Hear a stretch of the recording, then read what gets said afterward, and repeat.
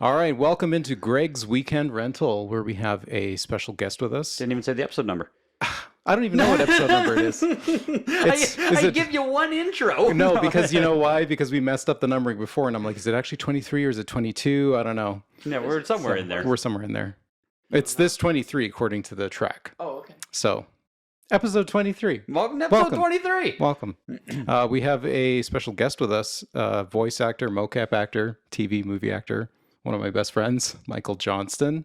He's joining us from Los Angeles, LA. I'll give the mic over to him. So That's that LA vibe right everything he said is true. Yeah. there. He didn't should say put all my- that much. No, yeah. No, that's all true. Wow, Jeremy and I have known each other for 16 years. We met on the internet doing voiceover stuff together, and then we just became friends. And yeah, sometimes I come here and visit Canada and raid his fridge and play backgammon, and yeah. What kind of VA work are you guys doing together when you guys met? You can take that one, Jeremy. Oh yeah. So it was like it was a forum called Voice Acting Alliance, and it was mostly for kind of fledgling amateur voice actors just to kind of get their own set up and work on projects with each other. So people would write their own like radio plays or things, or they would redub anime shows. Okay. And then they would cast in the forum, and you would just audition for stuff like how you would, kind of normally do it in a professional setting.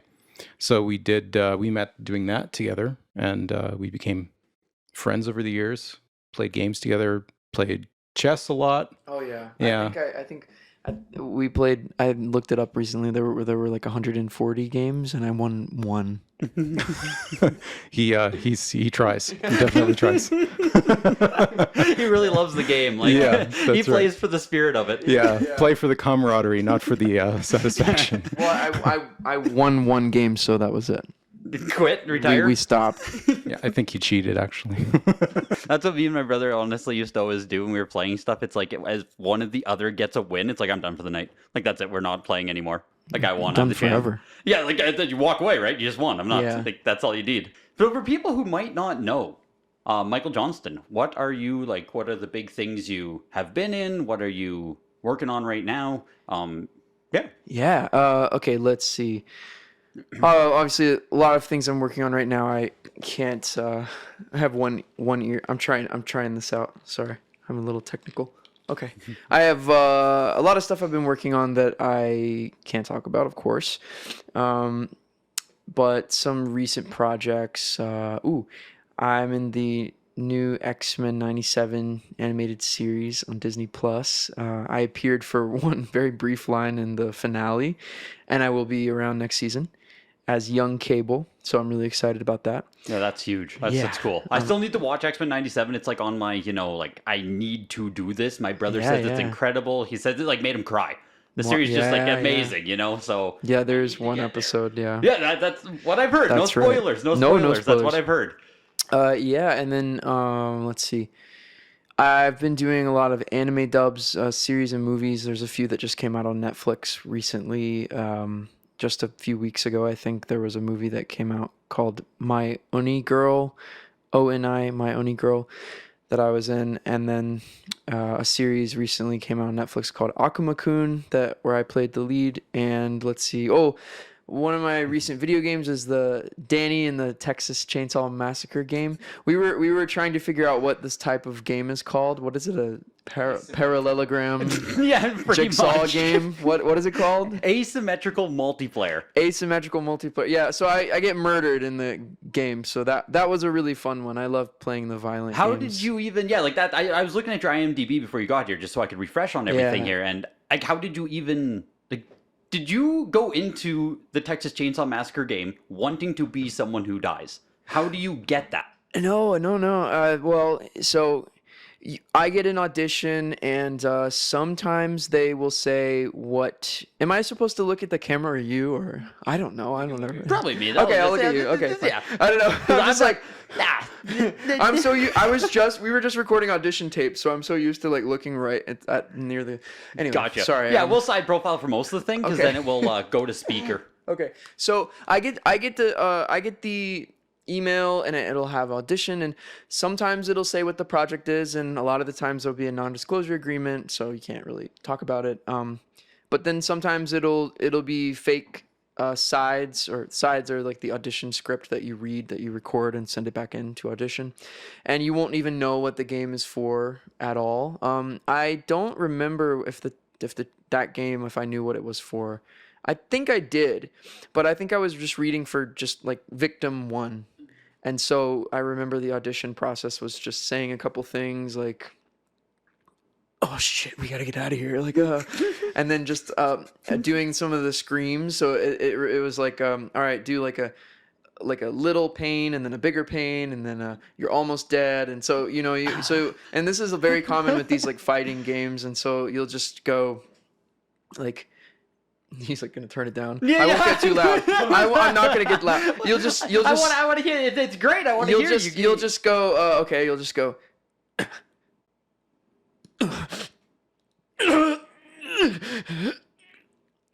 so you're just recording like every version up to the screaming, and and I really think that is why I became a voice actor. The voice acting led into the on-camera acting, but when I was like 10, I remember playing Mortal Kombat, one of the Mortal Kombat games. I unlocked a behind the scenes thing about how they make the games, and I saw the voice actors recording, and I just remember thinking, I want to do that. That looks so fun. I didn't realize it could be a career. I just thought maybe the game developers also got to do the voices. I don't know. And so I got into it literally with Mortal Kombat. So it's really cool to be in one of those games finally where I'm dying. And I don't think I knew that you got into it with Mortal Kombat, because I think I know which video you're talking about. They show like the voice actors in the studio, and they do show like how they do the death sound effects and stuff. That's the video. That's the video that made me want to be a voice actor. Yeah. And that's why I hopped on. Did we say, we didn't say how we know each other, did we? Oh God, that's right. Oh, Jesus. Like, how many minutes how long are we? Yeah. But so that's why I did it. And so for the Texas Chainsaw Massacre game, I just got a call and I went into the studio, and they were like, all right, you're playing this guy named Danny, and we recorded, and that was it. And then is that like a one-day thing? Like, I guess, how long? Like, so you audition, like, just as someone knows nothing about it, right? So you audition. How long is it that you like hear back? Okay, you're going to be Danny, and then you're like, okay, we're bringing you into office to record, and like. Oh, it's always different. I mean, Jeremy can attest to this. Like, I can go into my audition booth and record an audition, and they can call me an hour later and say, we need you to come to the studio, or we need you to go into your booth and we have a session right now. That can happen. Which is why I'm like on a, like, it's kind of vacation, but I get really stressed when I travel, because I'm just like, I don't want to miss something, which is like, I need to. So at any time you could just get a. Oh yeah, at any time. And then sometimes you could audition for something, or you don't all. By the way, like if you're more established, you might just get a job. You might not audition. They might just like you, or you are going to be our Danny. Yeah. Yeah. Well, if they already knew you from other roles or whatever, they're like, oh, we're going to bring you in and like. Well, that one was an audition, and I just got it, I think. But what I mean is, a lot of these casting people will remember you from other stuff. Yeah. Even sometimes auditions that you didn't book, they'll just say, oh, this guy did a great job. They'll put it in a folder, and then maybe a year later, they'll bring you in and they'll cast you in a role that you never even read for, because they have. So you never know when you're gonna get a job. You never know when it's a crazy lifestyle. But you could. There's no timeline. And the other thing is, there aren't typically callbacks for voiceover unless it's like a really big project. What do you mean by not typically callback? Okay, so on camera auditions, it's very normal for you to send in a tape for the role, and then you'll get a callback audition, sometimes multiple callback auditions before you find out whether or not you get the part. But when it comes to voiceover, things move a lot quicker. You usually won't get a callback, and if you don't get the part, you're never going to hear. So you just have to just do your work, do your audition, and then just forget about it, and It's very difficult to. So in your thing here, like, right, you have the Texas Chainsaw there. You have, I think it says in Rebirth, you did additional voices. I want to ask you about that in just a second too. You're credited on it on IMDb. I don't even remember. This happens all the time. People will say, "Oh my God, you were in this video game," and I probably was. And half the time, no joke, you don't know what game you're there recording for. And sometimes I forget to ask, and sometimes they don't tell me. Really? Yeah, no, and sometimes I don't know. Like I recently just did I played a bunch of additional characters in the newest Final Fantasy, the big online one. That is Rebirth. There we go. Like, so, okay, like Michael Johnston, oh, gamer, God. like, yeah, I'm actor, gamer, a gamer. Yeah, shit. Oh my God. Yeah. Okay. Oops. Okay. So yes. so you're okay. credited as additional voices. Yes, I remember. Okay, I do remember the session. So they just called me and I went in, and I don't think the guy's name is Bob, and he called me in, and I've worked with him a lot, and I went in and we started, and he's like, "Oh, this is for Final Fantasy," and I'm like, "Oh, cool!" Like, and I didn't know, and I actually have never even seen any clips of any of the characters that I played, but I remember playing like 5 or 6 characters that you might just find roaming around in the world. Okay. So Are you like mostly NPCs? Like, yeah, like... all NPCs. Okay. Yeah, they're all just like roaming around. I remember there was a guy in like a market square like shouting, and I don't remember. I have no memory of it. That's like, it's funny because I look at it and I see it on your IMDb, and me just being such a deep gamer, I'm like, oh my God, you're in Rebirth. Like, that would be, you know what I mean? Yeah, I've been in a handful of the Final Fantasy games. I saw that, yes. Yeah, and I've never seen a clip. Of yourself? Never. So you don't seek out your own work after you're done? No, I do. Okay. Because like, I would be so curious. Yeah, of course. I mean, I should probably see and listen to some of my work. Find your characters and like, I don't know. I'll look it up on YouTube sometimes, and sometimes I'll find it, but sometimes I don't. You got to make those clips yourself and like put them on TikTok of you like voicing over the voices you did. I'm not good at Instagram or social media and TikTok, but you're probably right. I probably should be doing that, but unfortunately, I just feel like all my life is just auditioning. Like, really, like, I'm really lucky. I have a really, really good agent, and I get a lot of auditions. But I was gonna say, it sounds like probably the best thing that you possibly could be doing is auditioning. All the time. Yeah, if you want to be an actor, yeah. Thank God you have auditions. Absolutely. Yeah, thank God. But yeah, I was in that game. I'm just trying to like, what's the question? Yeah, I know. That's where I was wrapping it around too. Like, look, okay, so coming all the way back around, that's just super cool that you were in that. Yeah. Doing video game work, like you've also been on animes. You have Demon Slayer. You were voiced of Shoichi. Okay, Yeah. I haven't seen Demon Slayer yet. That's also on my perpetual backlog to like really watch stuff. Is it different doing anime voiceover versus games? Kind of the same deal? Okay, there we go. Well, I mean, there are anime video games, so then but even those are quite different because typically when it comes to video games, well, it depends. So let's start with anime. Anime, you're always going to be dubbing from Japanese to English. So if you're dubbing the lines, that means that you need to match the mouth flap like timing. So I'm sure you've seen videos, or you'll be in the studio and you'll hear, beep beep beep, and then you'll hear the Japanese, and then it's your turn to go, and then beep beep beep, and then you time it with those the mouth. Beeps are where your mouth has to be right after you hear the 3 beeps, and then right after they're done, that's when you start, and you want to match up. You have to match up the mouth flap. So it's a difficult skill that I've learned over years and years of doing it. But yeah, so that's typically how it is. Are you given like a word for word thing you have to match up, or do you have to like kind of okay? Yeah, you see. I mean, studios are all different, but you'll see the screen with the video, and then you'll have a script. Sometimes there's like a voice cue thing where the script will actually like fly by and you can read it, which I love that. Some people hate it. Then sometimes you'll get a tablet or like a paper script, and you have the lines, they're numbered, and you follow, and then you're working in a booth and there's a director and they're directing you, and they'll be like, okay, let's do it again. And sometimes the director will say, oh, you know what, we need to rewrite this because it's not fitting, or sometimes they'll say like a little more angry, they're directing you through it. So that's anime. and I love it. It's fun. I love doing dubbing, and because I also do live action dubbing, so adapting real people like series from other languages into English. So I also dub those as well. I didn't realize that. Yep, I do a lot. Oh my gosh, I do a lot of that. I can't even think. I just was working on a TV show. I've done a lot of that. That wouldn't. So most of that doesn't even end up on IMDb. You don't usually get a credit for doing the English version voice for live action stuff. But I've probably done like 30 TV shows. Interesting. Yeah.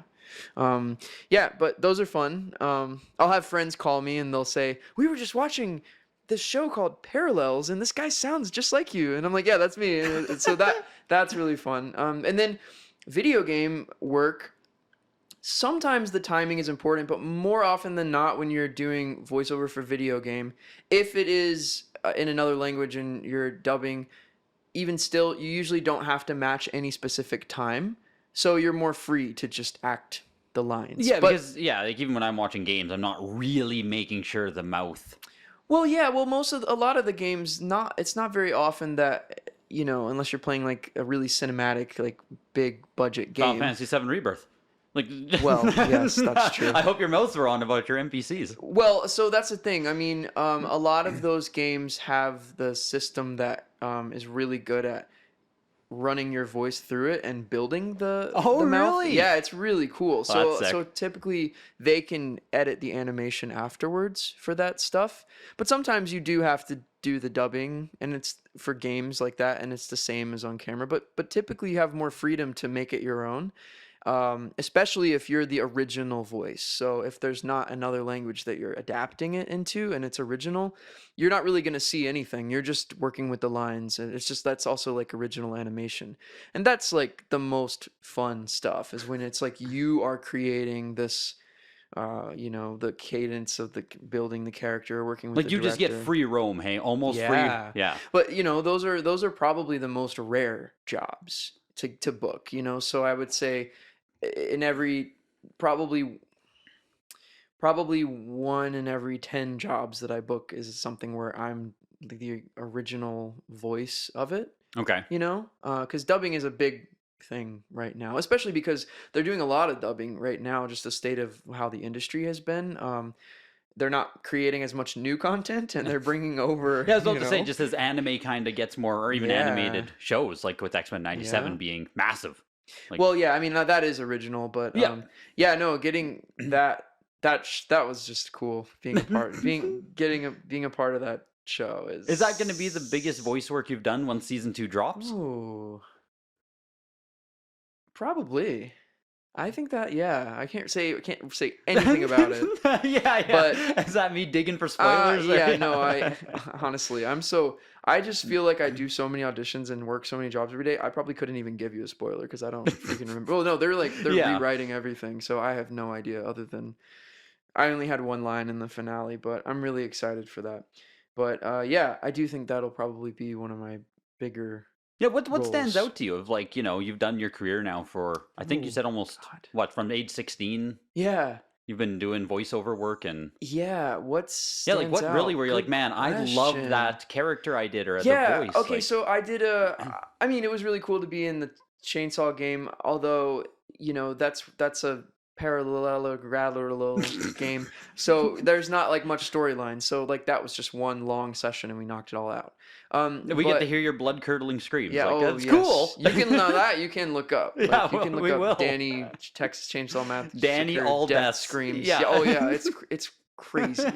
Yeah, so I did a super indie game around 2021 called The Artful Escape, where I played the title character Francis Vendetti, going on a cosmic musical adventure across the galaxy, playing the guitar.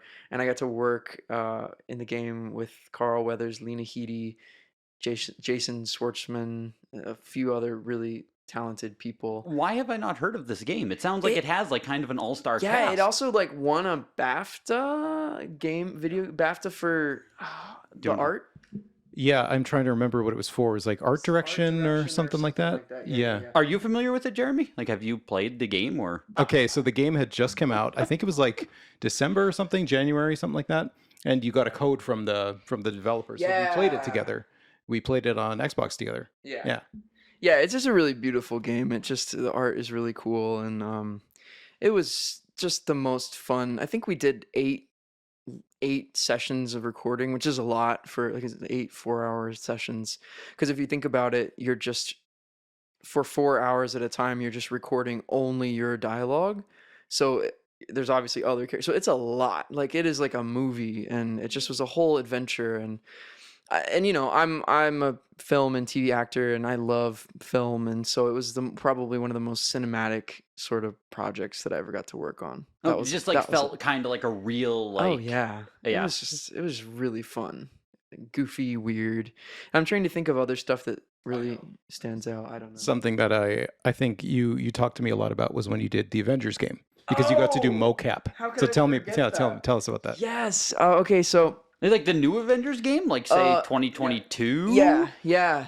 One of my really wonderful friends, Sandra, played the lead in that game, and that's how we met. And she's so cool. She played Kamala in that game, and she's my neighbor too in LA, and we hang out all the time. Oh, that's awesome! Like that's unreal. We're like such good friends. She's so sweet. So I got to play Dante, like Inferno, the fire dude, and I'm sure you know. I'm like you've never heard of it.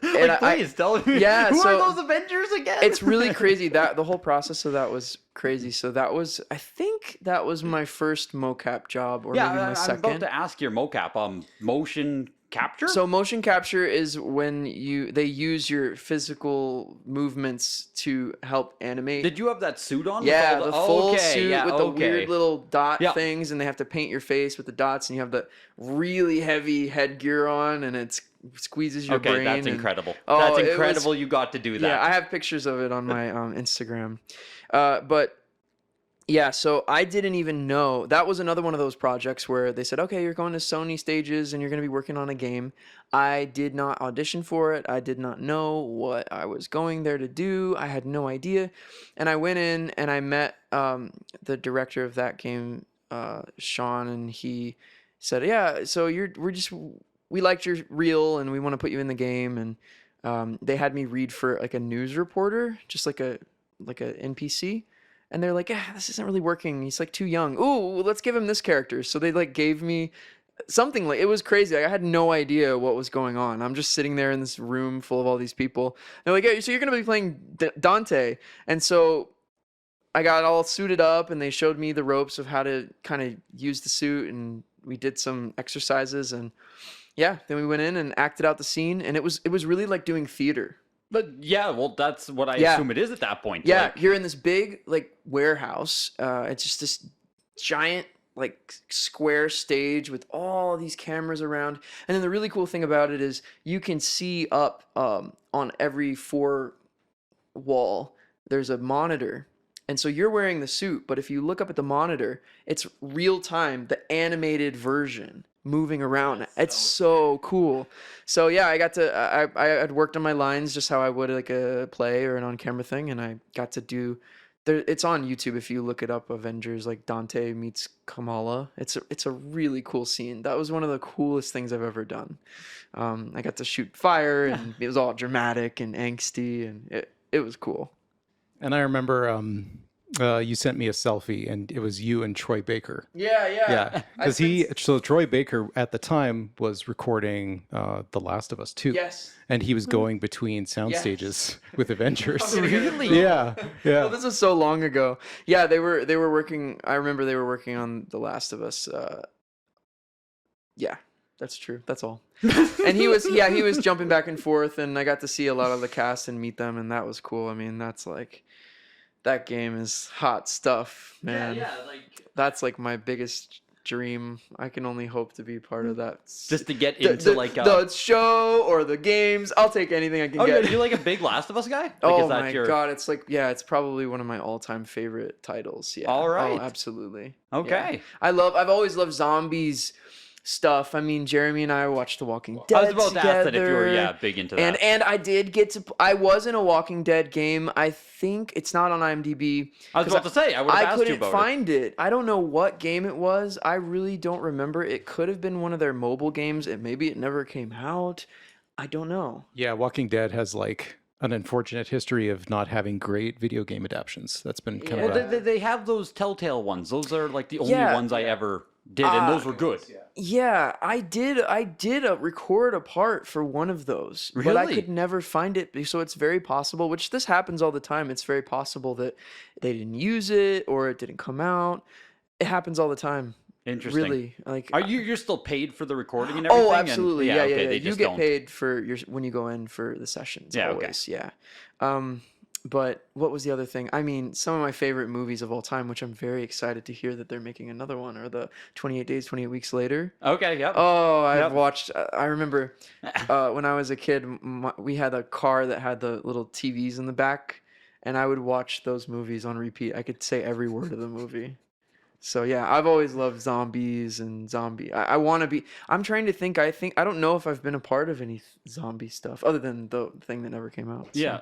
So that's on my So list. ideally, if they do Last of Us 3, that would be your... Oh yeah, I'm sure they're doing it. How could they not? I agree. Yeah. I mean, they've remastered the first two games like 19 times already. So true. like, I'm sure they're going to give us another one and then remaster Yeah, it 3 years later. absolutely. Maybe you can get into remaster. Like you'll have like 3 or 4 chances. I mean, hey, I'm available. Yeah. I am available. This is the hard thing about these big games right now is, the film and TV industry is kind of in the toilet right now, where just with everything that's going on in the world lately, coming from COVID to all the strikes and now to just like a year of a presidential election is never good for anyone. And I just think that more film and TV actors are jumping over the line and getting into video games.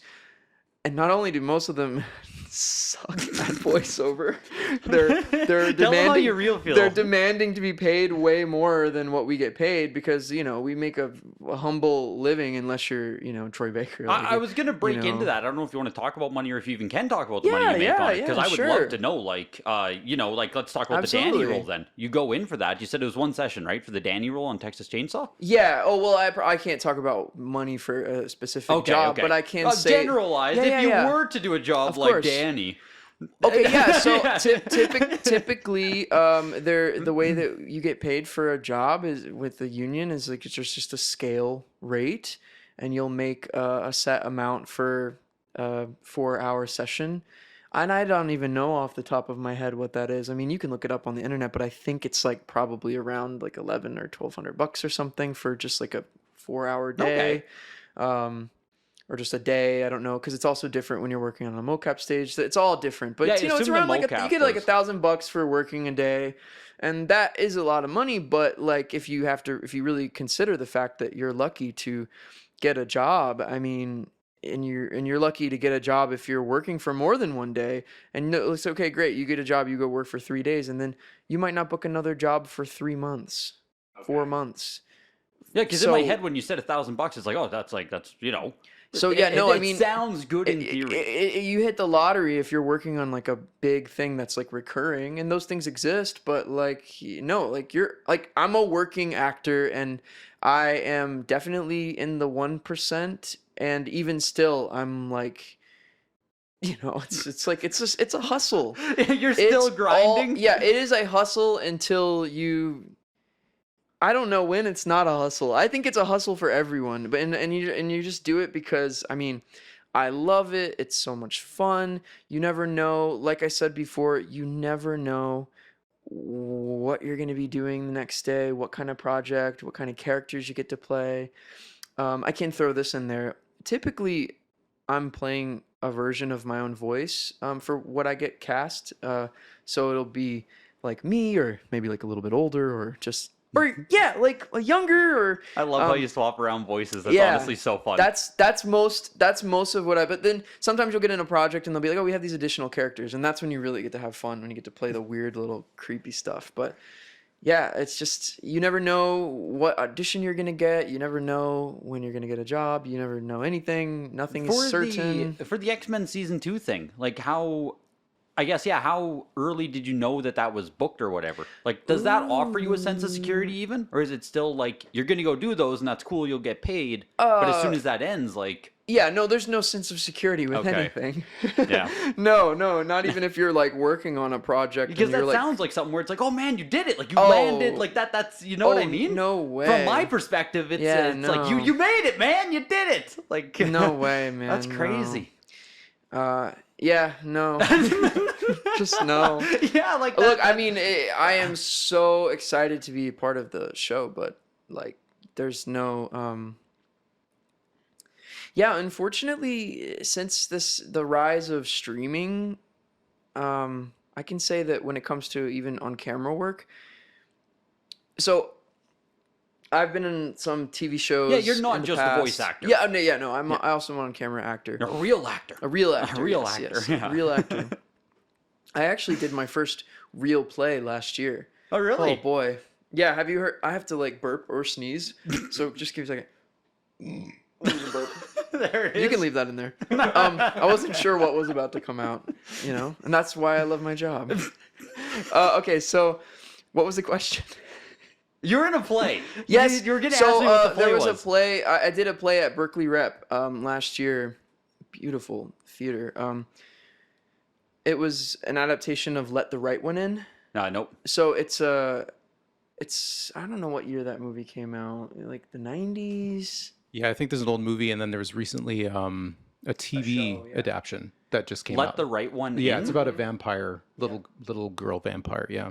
Yeah, so it's about a kid who's getting bullied at school, makes friends with his new neighbor vampire girl, and they kind of start dating, and she helps him kind of beat up his bullies. Okay. So I played the bully, and it was very violent and bloody, and it was really fun. So that was my first real, like not community theater play. That was my first play. And man, props to theater actors. Like, you barely get paid anything, and you work. You're doing. I don't remember how we did 8 or 9 shows a week or something, and it was like, it felt like the Olympics or something. Like you were just like grinding this out? Grinding, just like long rehearsal days. It was a very physical play. Like I was catching a human being. Okay, yeah, like you were falling actually off a platform. Like it was doing stuff too. I climbed a tree up and down, and just there's climbing and jumping and interpretive dance. Like it was crazy.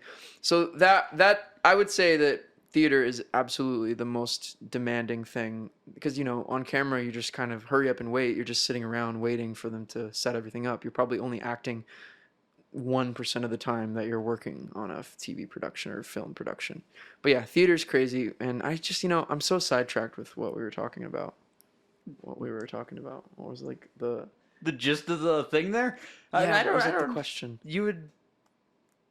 How did we even go to your theater? Yeah, you were going. You were cooking something. Yeah, no, I don't know. You were cooking something. Just like certainty, everything. There's no certainty. But did you get the theater just randomly from like your agent? Yeah. Okay. I got the audition, and they'll send me a theater audition every once in a while. And is that something you like? No. Okay. No, okay. I'm like, oh god, it's tough stuff, and I think I have so much respect for theater actors, and a lot of times you'll watch a film or TV and you'll say, oh, that actor's good, and that's usually because they're a theater actor, but because you tell the same story every day, and you just get to really just know the character and the lines and play, and it evolves. That's a really cool thing about theater. You learn the beats of the audience too as you do your stuff. The audience will really sometimes determine like how dramatic or what direction it goes. You'll have shows that are like, wow, that was really dark. Oh, this is fun, because it was like a horror play. So some days we would have the audience laughing all the time during the play, and it's like, this is not funny. There's like people getting murdered on stage.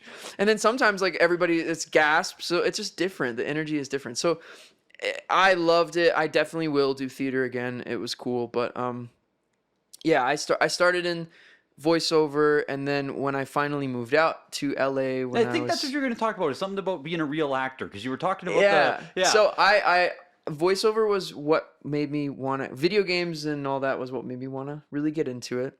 I started doing it just as a hobby. By the time I was 17, I graduated high school early, and I really wanted to. Really? Like, were you like super smart? Are you? I was like smart. Jeremy's nodding. Yeah, you. Yeah, and I mean, I Not the made straight toot-your-own A's. horn? Yeah, I'm a little fucking nerd, I guess. Yeah, but I know, and you know, to my parents' disappointment, not really. They weren't. They were supportive. No, you're gonna be a theater kid, not a doctor. No, not eh? a theater kid. There was Or no a voice actor, yeah. theater I grew up in a tiny little town in North Carolina Okay. called Rutherfordton, and we didn't have any kind of theater or acting programs in school. Later on, eventually, there were some very low budget community theater kind of things that was fun, but there was no theater option. And I just was doing all the voiceover stuff, and my parents were divorced, and my dad lived near Chicago, so I decided, I really want to move to LA, but I didn't really have a path to get to Los Angeles from that point. But Yeah. I went to Chicago first for about 6 months, and I was going to go to college. I think I was considering going to North Carolina School of the Arts for their theater program, and then there was another opportunity. I think I got a scholarship offer to go to Columbia College Chicago, but I took a little trip out to Los Angeles and took some voiceover lessons, like workshops, and immediately like fell in love with it. In fact, there was I went to an audition. Someone pulled me out of an acting workshop when I was like 100 pounds. Like I was like 17 years old. They pulled me out. They said, "Hey, come in tomorrow, audition." I went in, I booked the role, and they said, "Hey, it's going to start in a few weeks." Like, so I moved to LA. You were told you're moving, essentially. Well, no, like I lied and said I lived in LA. Oh, But no, really? like I moved to LA. I'm like, Dude, that's I'm awesome. I'm like, I'm not gonna go to. So I just like through some mutual connections, like kind of just found some roommates. I didn't really know them, and Yeah, you just made it I mean, happen. like I kind of knew people who knew them, but yeah, I just made it happen. I moved into a bedroom the size of a closet, and like it That made is it so made it sick, happen. I man. started getting into it, auditioning and everything, and then probably a few months into being out here working on all the voiceover stuff, it didn't take long for me to get representation. And a friend of mine, Sunday, she's a voice acting teacher, Sunday Muse. She said, "Hey, you know," she was worried about me. Like I was like a little tiny. I looked like 12 years old. And you just like went out to LA, Yeah, like just, on your own, yeah. and like. I mean, my dad drove me out, but yeah, just dropped me Did off he stay? Okay, with yeah, a suitcase yeah. and said, "Good luck." You know, he would have been out here if something went wrong. But yeah, no, I mean, I wanted to. I was fully committed to this. Like, I was like, "This is what I'm doing." That's sick that your dad was on board too. Well, Like, he that's was. crazy, No, he's man. always been on board. It's just like I just remember though because I got a scholarship, and we're sitting in our tiny little like shitty apartment in Chicago, and we moved there. I mean, he was working for the VA hospital or something, but he moved there for me, just to have more opportunities, and he was really excited to know that I was going to go to college and I got the scholarship. And I remember when I found out about that job, I found out about the job when I was back home in Chicago. That's when I found out about the job. Okay, of going to LA. Yeah, after I came back home. And I just told him, and he went and he poured a big a glass of Bullet bourbon whiskey, and he took it down. He said, "So you just want to do this?" And I said, "Yeah." And also, I was taking an improv class, really great improv in Chicago. Yeah, at the Second City.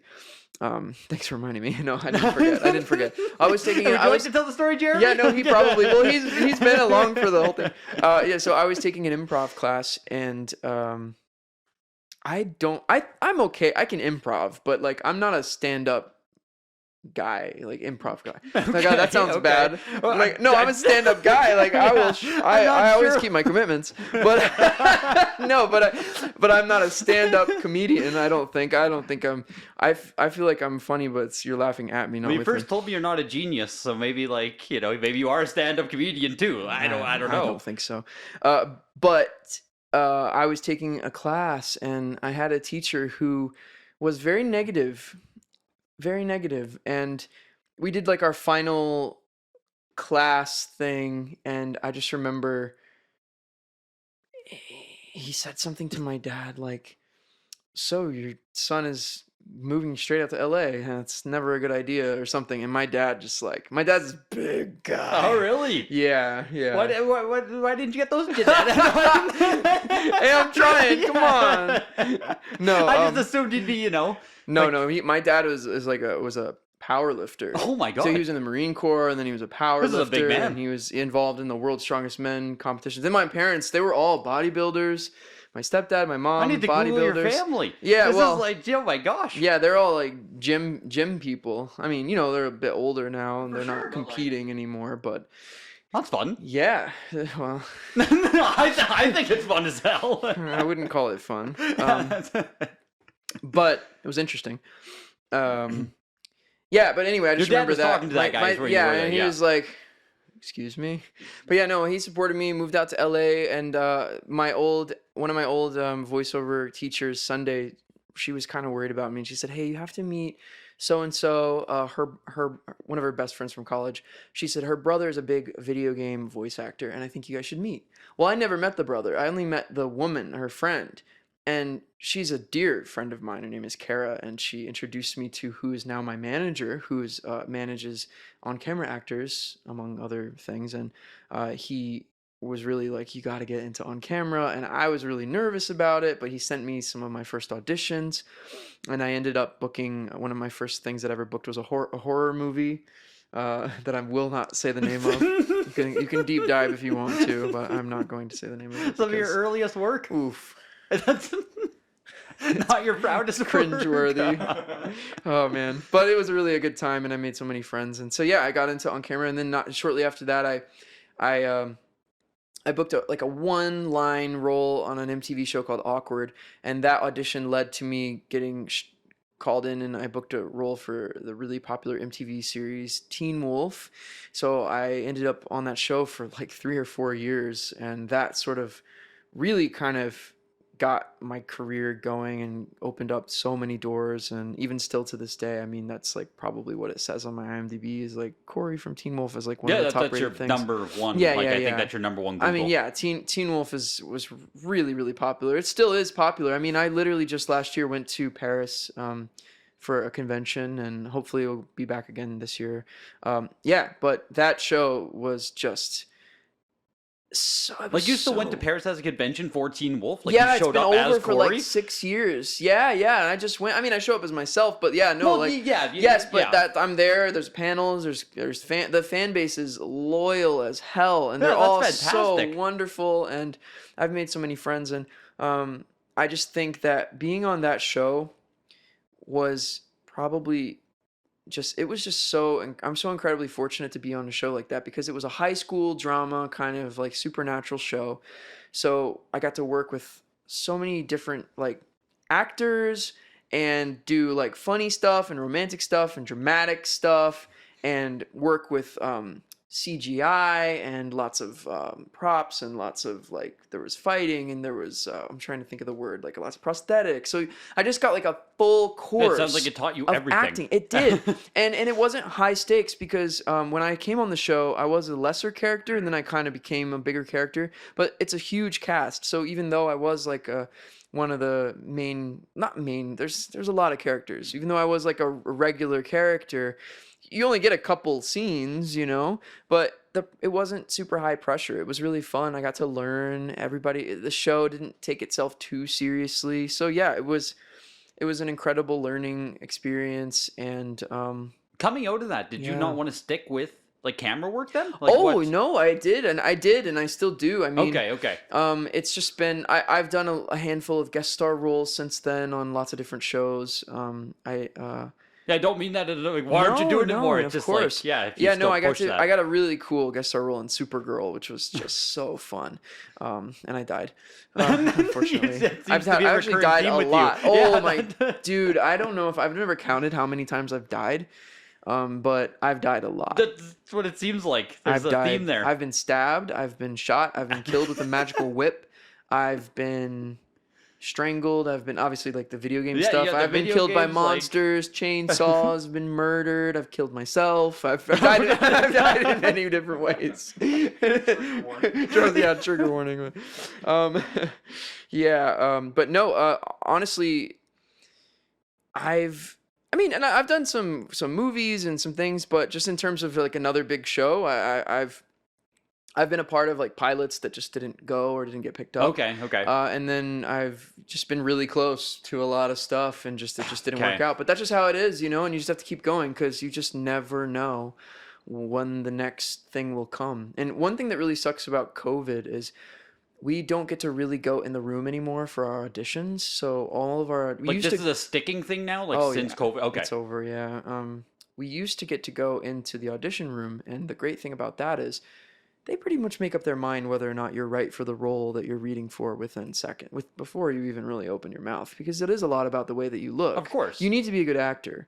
But a lot of those rooms you're in because you are a good actor. You have good representation. It takes a long time to get just to that point of getting those opportunities because so many people want to do it.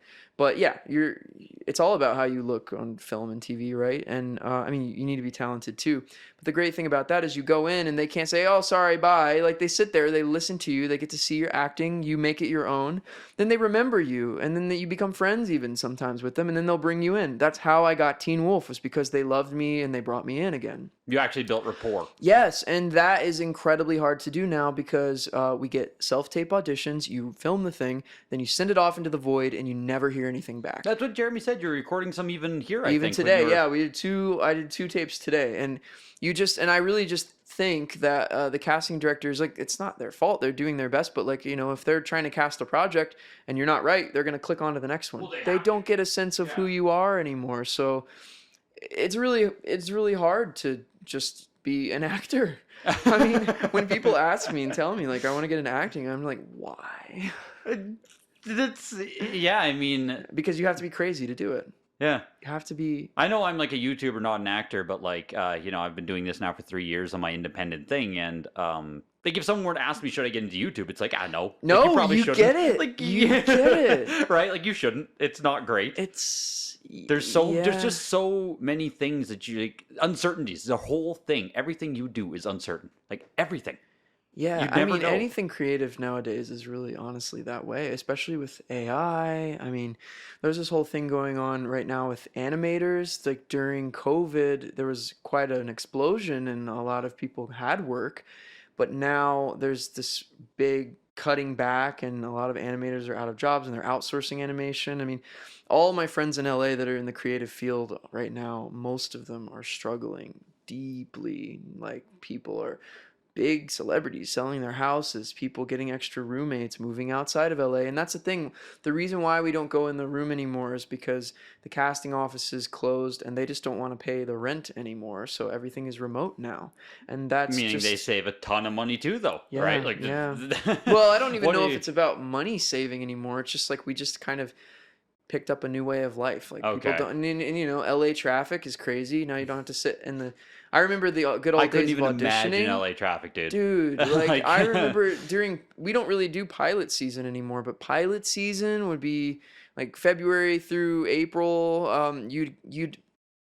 It was like my life. I'd wake up, I'd have an audition in the morning in Santa Monica. So it's like, okay, an hour in traffic to Santa Monica. Then I have an audition in Glendale, and then it's like an hour and 30 minutes to Glendale, and then it's like you live in your car. So I think people kind of got sick of that, which I am glad that part is done. But yeah, I think things are always changing and shifting, and I think like how you just said that you tell people like why or don't is really fair, because if you're sitting here asking somebody if you should get into something, that's a fair question, and I think at the end of the day, like you decide why you're getting into something because you love it that much. A lot of this stuff has to be passion driven. Yeah. It just has to be.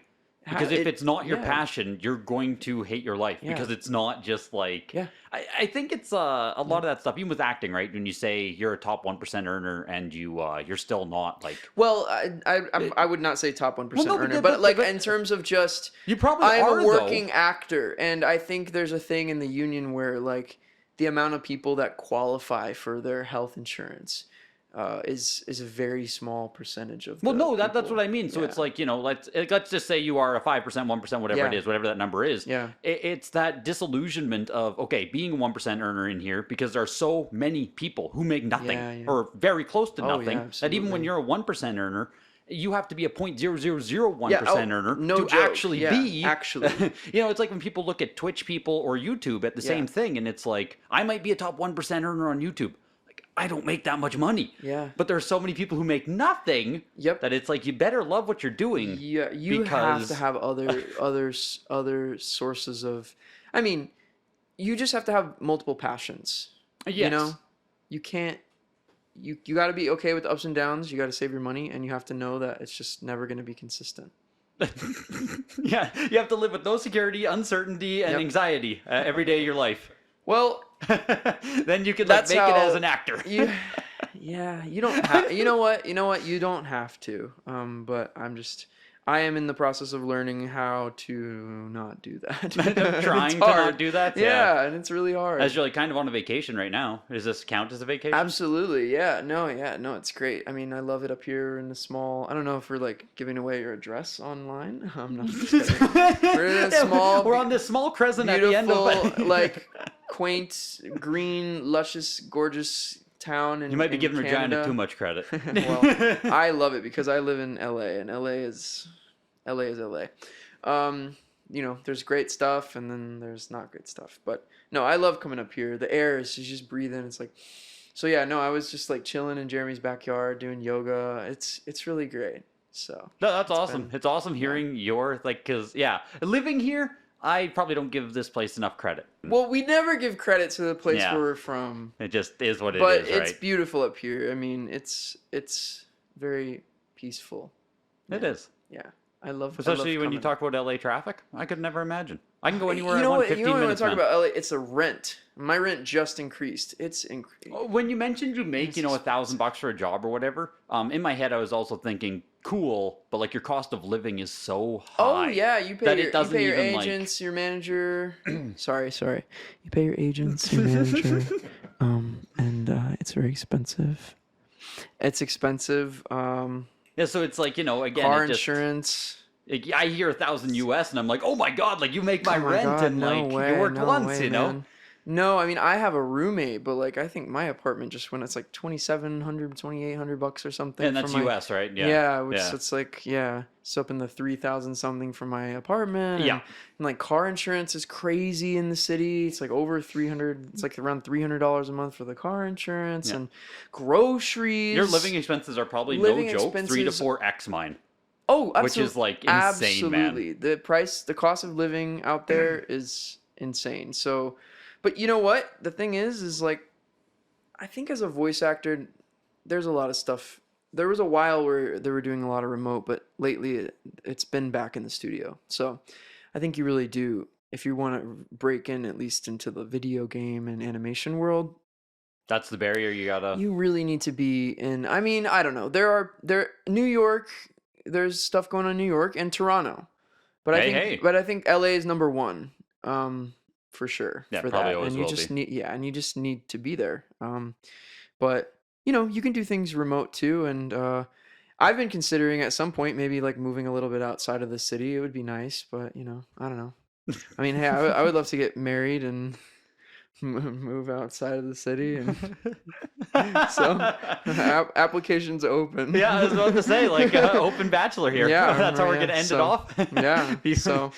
Perfect. That's awesome. I'll make sure people send you some DMs or something. Oh, God. Any of the comments that come through for you, like I'll just forward them through. Oh, Lord. But dude, I appreciate you coming on so much. Like honestly, it's a world I know nothing about. And obviously with me being so deep in gaming itself, that it's just learning about VA and doing your mocap stuff, like it's awesome. It's so awesome, man. Yeah. Greatly appreciate it. Jeremy, you need to Jeremy can get in here. Oh, okay. Well, join us next week. Yeah, you can do the outro and the intro. On another episode of Greg's Weekend Rental. Thanks for joining us. Bye.